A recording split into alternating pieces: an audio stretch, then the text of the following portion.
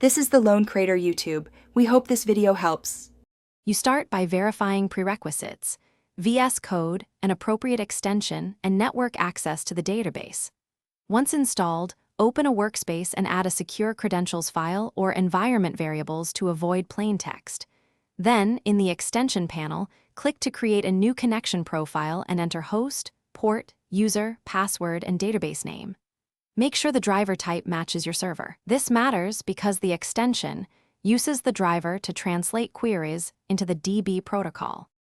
Once you have the profile UI open, choose the correct driver, MySQL, PostgreSQL, SQL Server, SQLite, because each uses different ports and auth.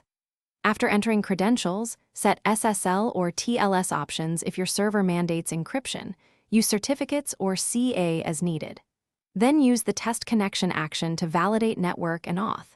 If the test succeeds, save the profile to your workspace or global settings so you can reconnect quickly and share safe templates without exposing secrets. Now open a new SQL editor tab, select your saved connection, and run a simple select to confirm permissions and schema.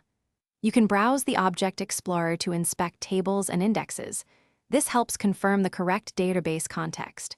When you finish, disconnect to avoid idle connections.